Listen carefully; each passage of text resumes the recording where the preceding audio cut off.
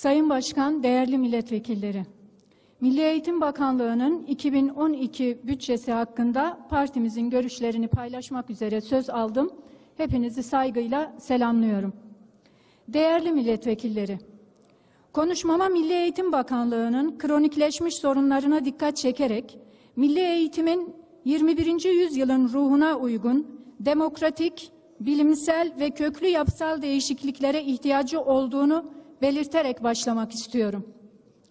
Toplumu şekillendiren, bireyi hayata hazırlayan bu kurumun Türkiye'de insanın geleceğe dair umudunu tüketen, canından bezdiren, bilimsellikten uzak, yaşam becerisi kazandırmayan bir misyon yüklendiğini vurgulamak isterim.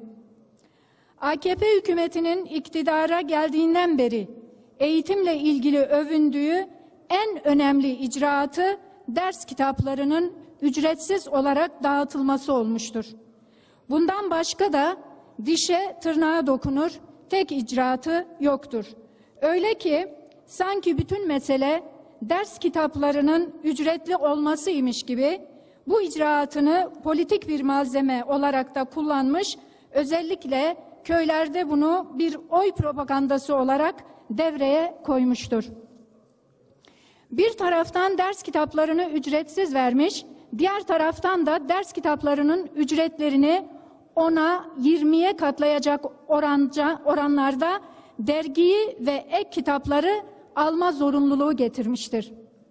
Bir taraftan kayıt parası alınmayacağını söylemiş, diğer taraftan kayıt parası vermeyen öğrencinin kaydının yapılmasında sorunlar yaşatmıştır. Okulların hizmetli, temizlik ve ısınma gibi giderlerine yeterince ödenek ayrılmamıştır.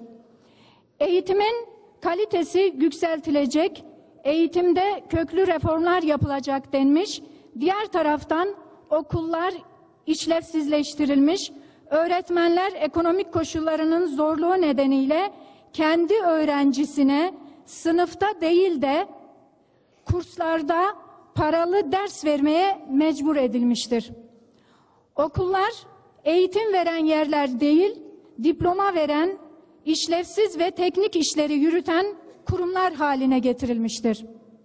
Sayın Başkan, değerli milletvekilleri, kız çocuklarının okullaşma oranları ile ilk öğretimden orta öğretime geçiş oranlarını artırmak amacıyla kız çocuklarına ve orta öğretime devam eden öğrencilere destek verilecek denmiş, 3 ayda bir 25-30 lira ya verilmiş ya da verilmemiştir. Bu incitici uygulama ballandıra ballandıra anlatılmış, bir kitap parası bile etmeyen 25 lira eğitimde reform adımı sayılmıştır. Kahvelerin işsizlerle dolduğu, ailesinde tek çalışanı bile olmayan, bir geliri bile bulunmayan Kars'taki, Iğdır'daki, Hakkari'deki, Sinop'taki, Tokat'taki çocukları 25-30 lira ile mi kurtaracaksınız? Bu kandıran, göz boyamacı uygulamalarla bir enkaza dönüşmüş eğitim sisteminde işlerin yolunda gittiğine kimleri inandıracaksınız? Bugün Türkiye'de hala okulların 3'te 2'sinde ikili eğitim yapılmakta, birleştirilmiş sınıflarda eğitim ve taşımalı eğitim uygulamaları sürmektedir. Taşımalı eğitimde öğrenciler servislere balık istifi şeklinde bindirilmekte, öğlen yemeği verilmemekte ya da öğün bir meyve suyu, bir kraker ile geçiştirilmektedir.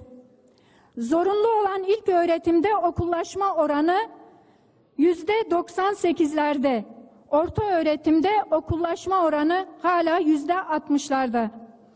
Okula gitmeyenlerin önemli bir bölümünü yine kız çocukları oluşturmakta.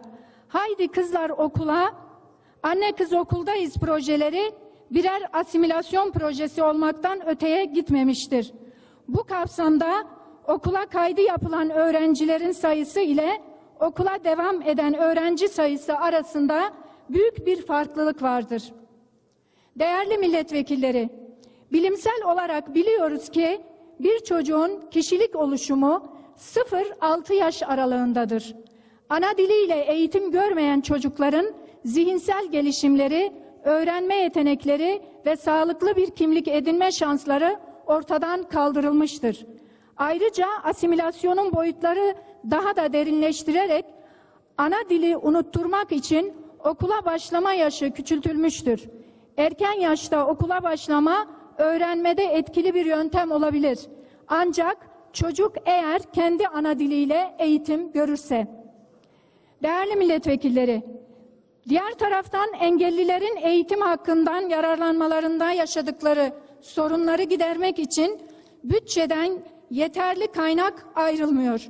Engellilere ait eğitim merkezli ihtiyaca cevap verecek sayıda değil.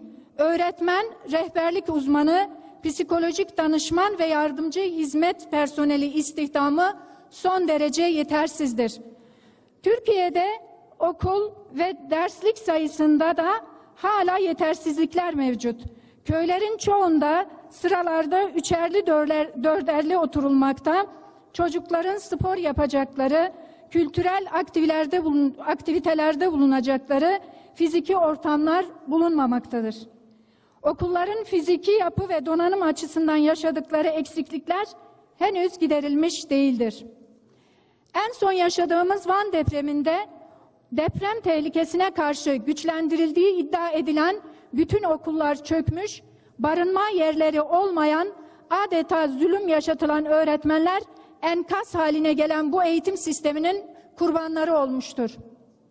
Evet, bir başka sorun da eğitimin kanayan bir yarası olan çocuklara cinsel taciz ve tecavüzlerle gündeme gelen İİBO'lar. Bu okullar kalitesiz eğitimin, asimilasyonun merkezleri olmaya devam etmektedir. Yerleşim yerlerinden uzak, hiçbir ihtiyacı tam olarak karşılanmayan öğrenciler buradaki zor koşullara dayanamaz hale gelmekte ve okuldan ayrılmayı tercih etmektedirler.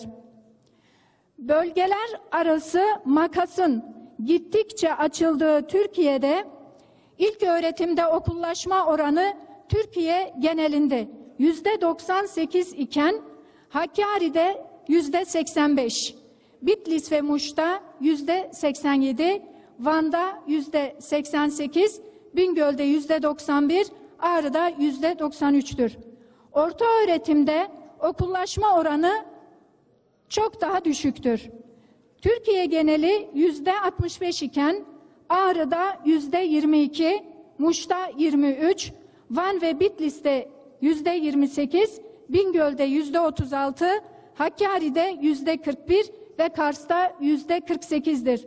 Orta öğretimde okula devam etme oranı da oldukça düşük olup 2008-2009 öğretim yılında 360 bin gencimiz liseleri diplomasız olarak terk etmiştir. Eğitim reformu girişiminin verilerine göre her gün 2000 öğrenci okulu terk etmektedir. Türkiye'de 15-19 yaş arası ne öğrenci ne de çalışan konumunda olan gençlerin oranı kızlarda %40, erkeklerde %25'tir. Oysa OECD ortalamalarına baktığımızda bu oranın %9, %8 olduğunu görmekteyiz. Sayın Başkan, değerli milletvekilleri, Türkiye'de dershaneye gitmeyen öğrencinin üniversiteye girmesi neredeyse imkansız hale gelmiştir. Üniversiteyi bitiren öğrenci de dershaneye gitmeden KPSS'yi kazanamaz olmuştur. Peki öğrenciler ilkokulda, lisede, üniversitede acaba ne öğreniyor ki bu sonuçlar yaşanıyor? Bu durum doğrudan ezberci ve bilimsellikten uzak olan eğitimin kalitesiyle bağlantılıdır diyoruz. Madem okuldan aldığı bilgiyle öğrenci bir yere yerleşemiyor, yaşam becerisi kazanamıyor, bir mesleği yapma yeterliliğine kavuşamıyorsa o zaman okulların ne fonksiyonu var? Okullar öğrenme kurumları değil midir? Dershaneye gidemeyen öğrenci ne yapacaktır? İlk öğretimden başlayarak bir yarış içine sokulan çocuklarımız arasındaki eğitim rekabeti dershanelerle daha da artmış, dershaneler okullarda verilen eğitimin niteliğini tamamen yitirmesine neden olmuşlardır. Değerli arkadaşlar, eğitimdeki bu kötü gidişatın en önemli nedenlerinden biri de öğretmen açığıdır. Milli Eğitim Bakanı'nın yaptığı açıklamaya göre 146.194 öğretmen açığı mevcut. Diğer taraftan 400.000'e yaklaşan atanamayan işsiz öğretmen var. Peki bu öğretmen açığı nasıl giderilmeye çalışılıyor? Kadrolu öğretmen yerine sözleşmeli, ücretli ve vekil öğretmenlerle. Üstelik Sayın Milli Eğitim Bakanı bu binbir zahmetle okulu bitiren öğretmen adaylarına atanmayacaksınız, kendi ilgi ve yeteneklerinize göre iş bulun talimatını da vermiştir. Sayın milletvekilleri, bugün hala ders kitapları yenilenmiş değil, bu konuda birkaç yüzeysel çalışma dışında bir ilerleme sağlanmamıştır. Ders kitaplarındaki ırkçı, cinsiyetçi, ayrımcı, bilimsellikten uzak unsurlar ayıklanmış değildir. AKP'nin eğitim politikasına baktığımızda eğitimde ticarileştirme ve özelleştirme uygulamalarının arttığı görülmektedir. Esnek ve güvencesiz istihdamın arttığı, kamu okullarının satışa çıkartıldığı, kamu kaynakları ile özel okullar ve üniversitelerin desteklendiği, müfredatın piyasacı ve gerici bir içerikte yeniden oluşturulduğu, Milli Eğitim Bakanlığı'nın merkez ve taşra teşkilatlarında yaşanan yoğun siyasi kadrolaşma uygulamalarının yaşandığını görmemiz mümkündür. Sayın Başkan, değerli milletvekilleri, sözlerimi Türkiye'de eğitim sistemini özetleyen ve Türkiye'de olduğumuzu hissettiren öğretmenlerin, öğrencilerin yaşadıklarını sıralayarak sürdürmek istiyorum. Eğer ilkokuldan başlayıp üniversiteye kadar onlarca sınava tabi tutuluyor ve üniversiteyi bitirdikten sonra hala işsiz kalıyorsan sen Türkiye vatandaşısın. Eğer ülkende, okullarda, ana sınıfında Efe Boz gibi minik yavrular kazalarda hayatını kaybediyor, İBO'larda tecavüze uğruyor, öğretmenin tarafından darp ediliyorsan sen Türkiye'de öğrencisin. Öğrenciler Şili'de devrim yapıyor değerli milletvekilleri. Eğer sen parasız eğitim istediğin için 18 ay cezaevinde kalıyorsan, okullarda bilimsel eğitimi yasaklayan zihniyetin temsilcilerini okulunda istemediğin için gözaltına alınıyorsan, Türkiye'de protestocu öğrencisin. En doğal hakkın olan ana dilinde eğitim istediğin için saldırı ve hakarete maruz kalıyorsan, inkar ediliyorsan sen Türkiye'de Kürtsün ve ötekisin. Eğer Şerzan Kurt, Aydın Erdem, Murat Elibol gibi sırtından vurulup öldürülüyorsan, Amara'da Mahsum Karaoğlan gibi gaz bombası ile kafan paramparça ediliyorsa ve hala ceza almıyorsa katillerin, Kürt ve demokrat olduğun için linç ediliyorsan okulunda, sen Türkiye'de üniversitelisin. Eğer binbir güçlükle okuyup öğretmen olup da işsiz kalıyorsan, unutulan bir kentte maden işçisi gibi göçük altında kalıp annene bir tabut içinde dönüyorsan sen Türkiye'de öğretmensin.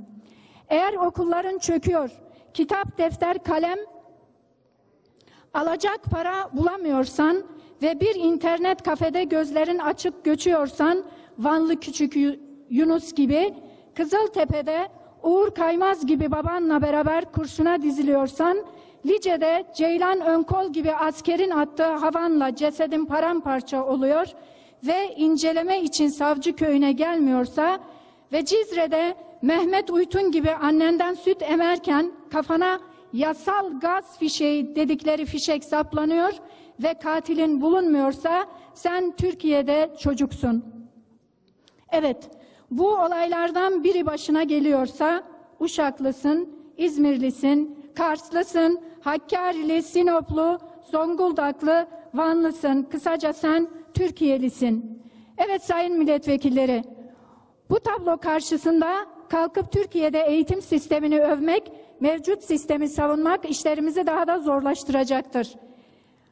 Hepimizin bu görünen ancak işin asıl görünmeyen kısmını daha içler acısı olduğu mevcut eğitim sisteminde işlerin yolunda gitmediğini olgunlukla kabul etmesi gerekiyor. Teşekkür ediyoruz Sayın Birtane.